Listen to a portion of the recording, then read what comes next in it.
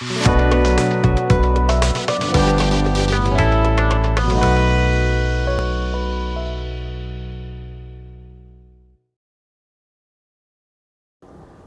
علیکم، افتخار ٹاکس میں خوش آمدید۔ میں ہوں ڈاکٹر افتخار۔ دوستو، کیا آپ کو معلوم ہے کہ تاریخ کی سب سے بڑی توہین رسالت کو تقریباً 1400 سال ہونے کو آ گئے ہیں،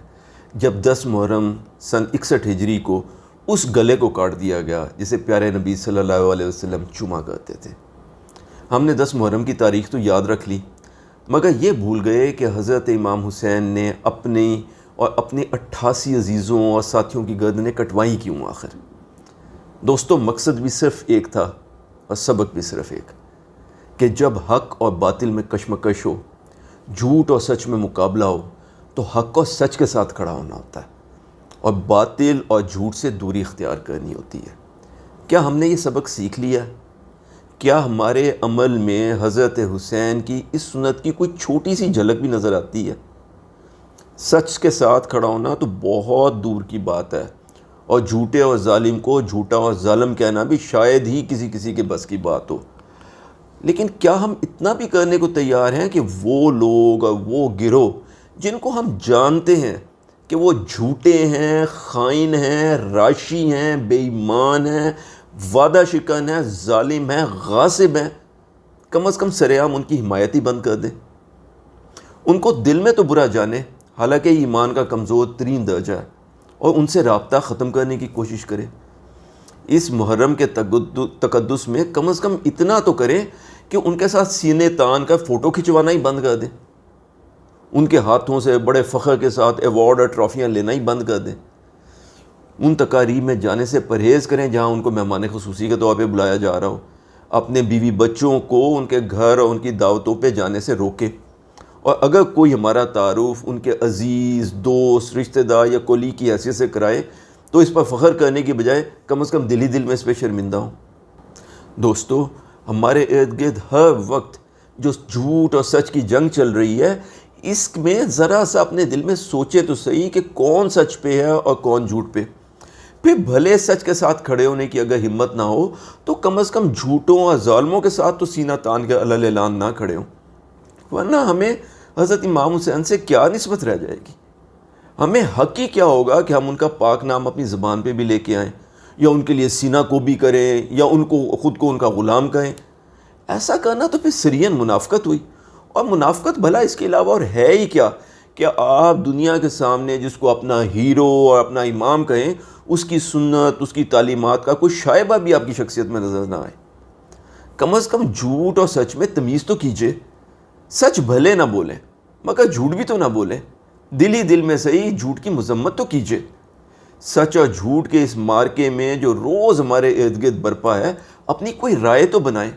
صرف اس لیے چپ اور غیر جانبدار نہ ہو جائیں کہ جھوٹا، غاصب، فریبی اور ظالم آپ کا دوست ہے، یا آپ کا عزیز ہے، آپ کا رشتہ دار ہے، یا آپ کی برادری کا کوئی بندہ ہے، آپ کی پارٹی کے ساتھ ہے، یا آپ کے علاقے کا رہنے والا ہے، یا آپ کی زبان بولتا ہے۔ یہ غیر جانبداری نہیں، یہ تو سرین منافقت ہے۔ دوستو، 13ویں صدی عیسوی میں اطالوی فلسفی اور شاعر دانتے نے اپنی تصنیف ڈیوائن کامیڈی کے انفرنو چیپٹر میں لکھا تھا، "The darkest places in hell are reserved for those"، کہ جہنم کے تاریک ترین گڑھے رب تعالیٰ نے خصوصی طور پہ ان لوگوں کے لیے مختص کر دیے ہیں who maintain their neutrality in the time of moral crisis، جو حق اور باطل کی کشمکش میں خود کو غیر جانبدار رکھنے کا گناہ عظیم سرزد کرتے ہیں۔ اور مجھے تو کبھی کبھی یوں محسوس ہوتا ہے کہ دانتے نے اپنی یہ ورس سورۃ نساء کی آیت نمبر 145 کو ترجمہ کر کے نقل کر دی ہو، جس میں رب تعالیٰ یہ فرماتے ہیں کہ ان المنافقین فی الدرک الاسفل من النار، کہ منافق جو ہیں وہ جہنم کے سب سے نچلے گڑھے میں ہوں گے۔ اور اگر آپ غور کریں تو دوستو، آج ہم پر بحیثیت قوم خدا کا غصہ مسلط ہے، اور ہماری بدبختی کی انتہا یہ ہے کہ ہم خدا کی اس ناراضگی کا ادراک بھی نہیں کر پا رہے، اور ہم یہ سمجھ رہے ہیں کہ شاید یا حسین رسول کے غلام ہیں، قرآن کی توہین برداشت نہیں کریں گے، جیسے کھوکھلے نعرے لگا کے خدا کو دھوکہ دے لیں گے۔ ہماری مثال تو اس قوم جیسی ہو گئی ہے کہ یخادعون اللہ والذین آمنوا، جو اپنے تئیں خدا اور اہل حق کو دھوکہ دینے کی کوششوں میں لگے ہوئے ہیں۔